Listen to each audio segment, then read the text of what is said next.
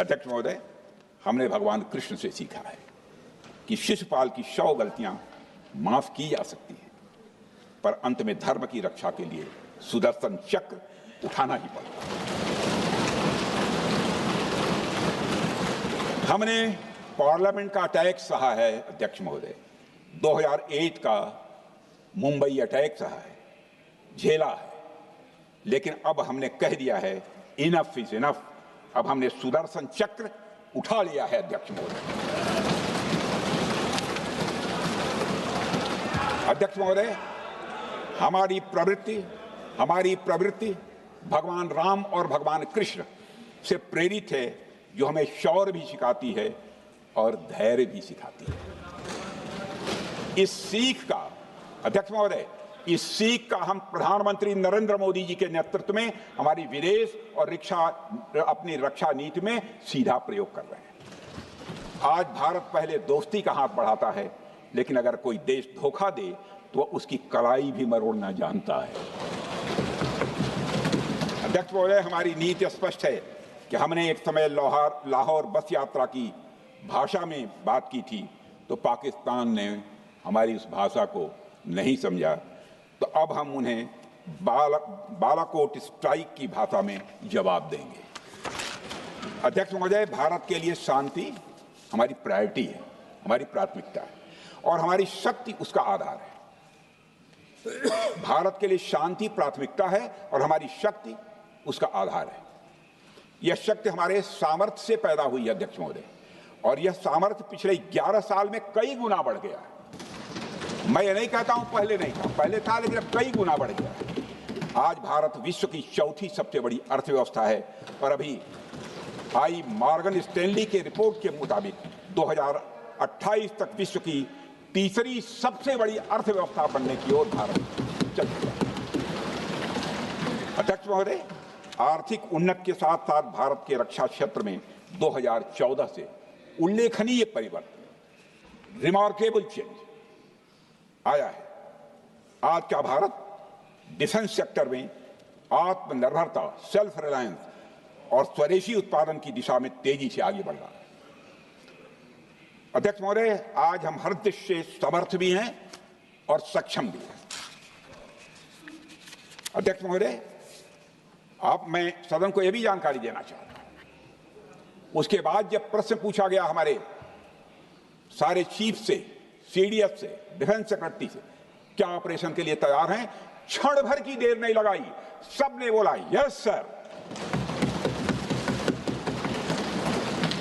अध्यक्ष महोदय, ऑपरेशन सिंदूर हमारे सामर्थ्य का ही प्रतीक था, जिसमें हमने दिखा दिया कि अगर कोई हमारे नागरिकों को मारेगा तो भारत चुप नहीं बैठेगा।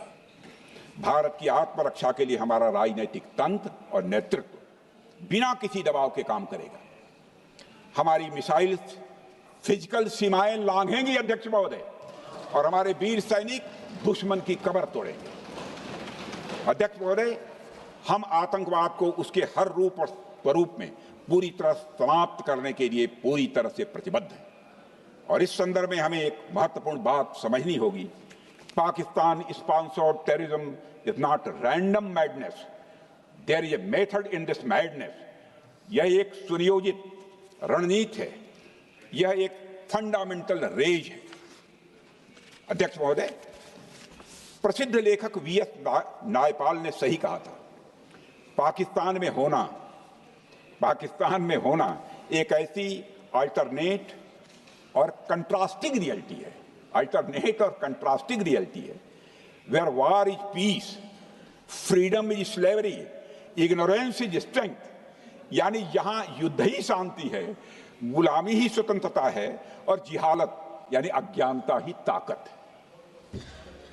अध्यक्ष महोदय, इसलिए पाकिस्तान द्वारा प्रायोजित आतंकवाद कोई पागलपन नहीं है। पाकिस्तान द्वारा प्रायोजित आतंकवाद कोई पागलपन नहीं है, यह एक सोची समझी साजिश का हिस्सा है। यह एक ऐसी प्रक्रिया है जो आतंक को एक पॉलिटिकल टूल की तरह इस्तेमाल करती है। यह सिर्फ आतंकवाद नहीं, यह एक टूल किट है, एक ऐसा टूल किट जिसे पाकिस्तान की सेना और उसकी एजेंसियां एक नीति के तहत अपनाए हुए हैं। This toolkit is in opposition to civilized code of conduct that the rest of the world prefers to abide by. यानी यह टूल किट उस सिविलाइज्ड कोड ऑफ कंडक्ट के खिलाफ है जिसे दुनिया का हर जिम्मेदार देश मानता है। अध्यक्ष महोदय, यह एक कट्टरपंथी सोच की उपज है जिसमें सहिष्णुता के लिए कोई जगह नहीं। हमारा पाकिस्तान के साथ कोई सीमा का संघर्ष नहीं अध्यक्ष महोदय, बल्कि यह सभ्यता बनाम बर्बरता का संघर्ष है। सभ्यता बनाम बर्बरता का संघर्ष। पाकिस्तान के हुक्मरान जानते हैं कि उनके सैनिक युद्ध के मैदान में भारत से नहीं जीत सकते, इसलिए वे आतंक को पालते हैं। पालते ही नहीं, उन्हें प्रशिक्षण देते हैं और फिर दुनिया के सामने खड़े होकर निर्दोष बनने की कोशिश करते हैं। अध्यक्ष महोदय, पाकिस्तान दोहरे मापदंड और झूठ की बुनियाद पर खड़ा हुआ एक ऐसा देश है जो अब फेल्ड स्टेट के तौर पर देखा जा रहा है। भारत ने ऑपरेशन सिंदूर के जरिए पूरी दुनिया को दिखा दिया है कि हम इस आतंकवाद के गंदे खेल को जड़ से एक समाप्त करने का संकल्प ले चुके हैं। अध्यक्ष महोदय, जब अटल जी प्रधानमंत्री थे तब पाकिस्तान के साथ कंपोजिट डायलॉग के लिए भारत की शर्त थी कि पाकिस्तान अपनी जमीन का प्रयोग भारत के खिलाफ टेररिज्म फैलाने के लिए नहीं करेगा। एक कंपोजिट डायलॉग के लिए भारत की शर्त थी, जिसे पाकिस्तान ने भी मान लिया था उसमें। लेकिन दुर्भाग्य से 2009 में शर्म शेख में तत्कालीन सरकार ने एक बड़ी भूल की, जब कंपोजिट डायलॉग प्रोसेस से पाकिस्तान प्रायोजित आतंकवाद को डीलिंक कर दिया गया। यानी बातचीत जारी रखने के लिए पाकिस्तान द्वारा अपनी जमीन को आतंकवाद के लिए प्रयोग न करने की शर्त को ही डाइल्यूट कर दिया गया। मैं मानता हूं यह भारत की स्ट्रेटेजिक पोजीशनिंग को कमजोर करने वाला एक कदम था। अध्यक्ष महोदय, ऐसी ही एक और गंभीर चूक तत्कालीन सरकार ने 2006 में हवाना में भी हुई थी, जब पाकिस्तान को आतंकवाद का विक्टिम माना गया और एक ज्वाइंट एंटी टेरर मैकेनिज्म बनाने पर सहमति भी हुई थी। 2006 की बात कर रहा हूं। अध्यक्ष महोदय, यह सोचने वाली बात है कि जो देश आतंक को पैदा करता है, उसे पालता है, उस देश को ही आतंक से पीड़ित मान लेना कितना बड़ा स्ट्रेटेजिक ब्लंडर है। अध्यक्ष महोदय, आतंकवाद के खिलाफ हमारी लड़ाई अब केवल सीमा पर नहीं है, बल्कि वैचारिक मोर्चों पर भी लड़ी जा रही है।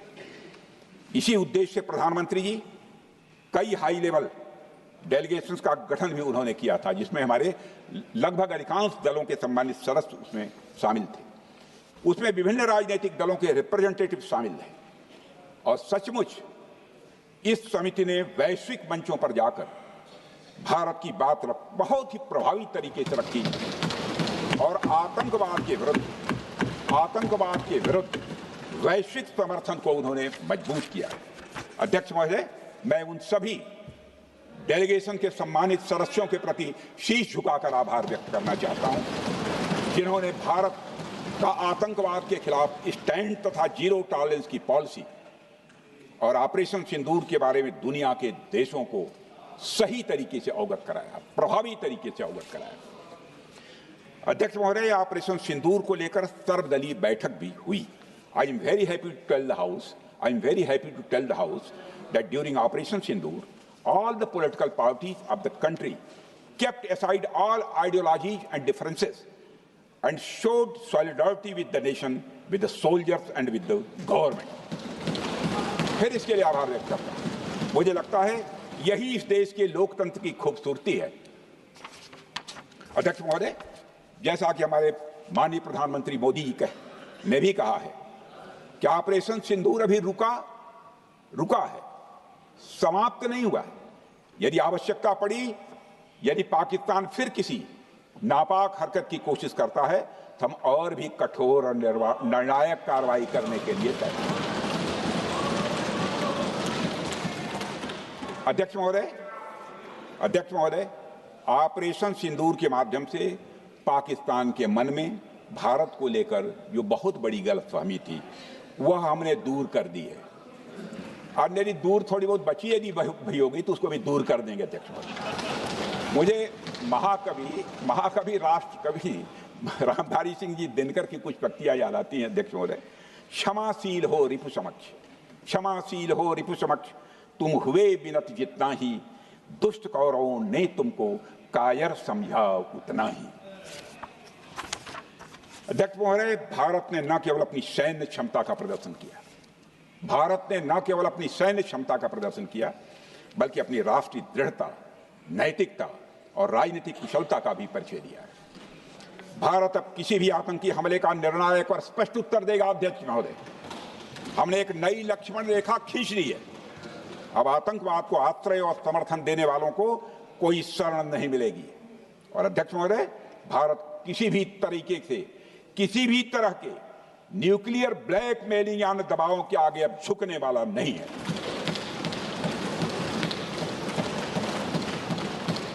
अध्यक्ष महोदय, ऑपरेशन सिंदूर के माध्यम से जो हमने किया और उससे पहले सर्जिकल स्ट्राइक और एयर स्ट्राइक के जरिए जो संदेश दिया गया वो बहुत पहले ही हो जाना चाहिए, लेकिन जो होता है समय पर ही होता है। अध्यक्ष महोदय, हमारी सरकार ने आतंकवाद के खिलाफ हमारी जीरो टॉलरेंस की नीति को दुनिया के हर मंच पर पूरी तरह से स्पष्ट कर दिया है और हम उस पर कोई समझौता किसी भी सूरत में नहीं करने वाले। अभी कुछ सप्ताह पहले मुझे संघाई कोऑपरेशन ऑर्गेनाइजेशन की डिफेंस मिनिस्टर्स मीटिंग में जाने का अवसर मिला था। वहां जो डिक्लेरेशन तैयार किया जा रहा था उसमें आतंकवाद पर भारत का स्टैंड डाइल्यूट हो रहा था। हमने साफ कह दिया कि जब तक आतंकवाद के मुद्दे पर भारत का स्टैंड रखा नहीं जाएगा, हम किसी ज्वाइंट स्टेटमेंट पर साइन नहीं करेंगे और इसकी वजह से वहां कोई ज्वाइंट स्टेटमेंट नहीं आया। अध्यक्ष महोदय, इसका परिणाम क्या? अब देखिए, हमारे प्रधानमंत्री जी ब्रिक्स की बैठक में ब्राजील गए, करिश्मा किया है हमारे प्रधानमंत्री। तो चीन की मौजूदगी में जो ज्वाइंट डिक्लेरेशन आया उसमें जम्मू और कश्मीर में हुए आतंकी हमले को कंडेम भी किया गया। यह प्रधानमंत्री ने करिश्मा करके दिखाया। यानी भारत की बात अंततः मानी गई और यह ब्रिक्स सम्मेलन के इतिहास में पहली बार हुआ जब जम्मू एवं कश्मीर में हुए किसी आतंकी घटना को खुलकर कंडेम किया गया। मैं इस सदन को याद दिलाना चाहता हूं, 2008 में मुंबई में इतनी बड़ी आतंकी घटना हुई, मगर उस समय की सरकार को जो प्रभावी कार्रवाई करनी चाहिए थी वो नहीं हो पाई। लेकिन उसमें सबसे दुखद और आश्चर्य की बात है, कई वर्ल्ड फोरम, इंटरनेशनल फोरम पर जो उसका कंडेमनेशन होना चाहिए, जो उसकी निंदा की जानी चाहिए, वह भी जितना होना चाहिए नहीं हो पाया। अध्यक्ष, यदि आप उस घटना के बाद हुए ब्रिक्स सम्मेलन के डॉक्यूमेंट्स उठाकर देख लीजिए, मुंबई आतंकी हमले का कहीं जिक्र भी नहीं है। और अध्यक्ष महोदय, जब केंद्र में प्रधानमंत्री मोदी जी के नेतृत्व में सरकार बनी, तब जाकर कहीं के हालात कुछ बदलने शुरू हुए और साल 2017 में हुए ब्रिक्स सम्मेलन में पहली बार 2017 में हुए ब्रिक्स सम्मेलन में पहली बार आतंकवाद से लश्कर और जैश जैसे आतंकवादी संगठनों को जोड़ा गया। यह भी अपने में करिश्माई काम था। यह परिस्थिति इसलिए बनी क्योंकि इसके ठीक एक साल पहले उरी की घटना के भारत की सेनाओं ने सीमा पर जाकर सर्जिकल स्ट्राइक की थी। हमने दुनिया को बताया कि आतंकवाद के खिलाफ हम सरहद के इस पार भी मारेंगे और जरूरत पड़ी तो आतंकियों के घर में घुसकर भी मारेंगे। यह बदलाव प्रधानमंत्री मोदी जी के नेतृत्व में आया। अध्यक्ष महोदय, यह वही नीति है जो पहले की सरकारों को भी अपनानी चाहिए थी। उन सरकारों को जिनके शासनकाल में भारत ने सबसे भीषण आतंकी हमलों का सामना किया, जिनमें 2008 का मुंबई हमला आज भी हर हिंदुस्तानी के जेहन में बैठा हुआ है, जिंदा है, एक न भूलने वाली त्रासदी के रूप में जिंदा है। अध्यक्ष महोदय, मैं श्री प्रणब मुखर्जी जी ने अपनी किताब द कोलिशन ईयर्स में लिखा है, मेरे पास है भी, कोलिशन ईयर्स में लिखा है कि जब मुंबई अटैक हुआ था, प्रणब ने लिखा है, जब मुंबई अटैक हुआ था, India had evidence that the terrorist came from Karachi port. Pakistan के नॉन स्टेट एक्टर्स के बहाने पूरी दुनिया में कोई मान नहीं रहा था।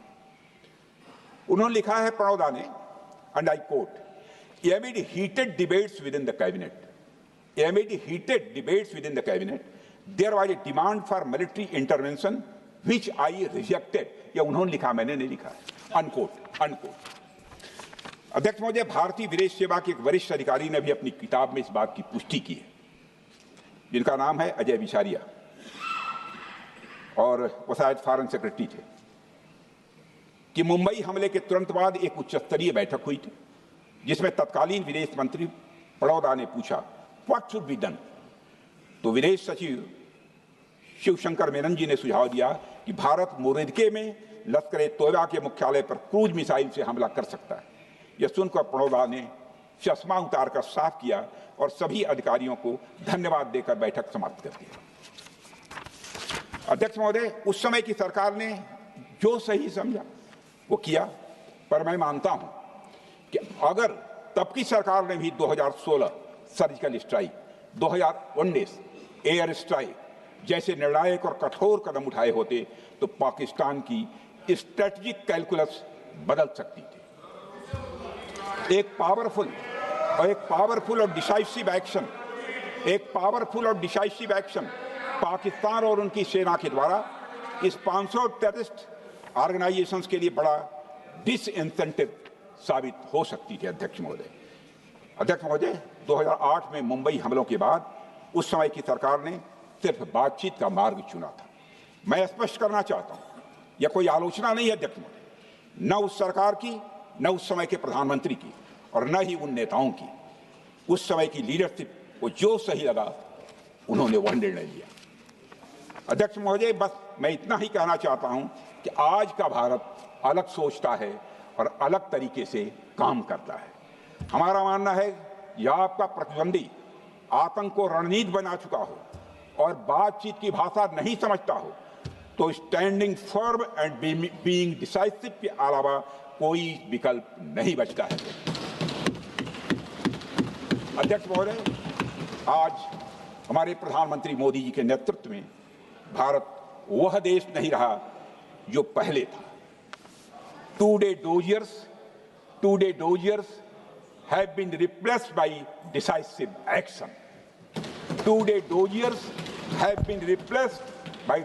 action. आज भारत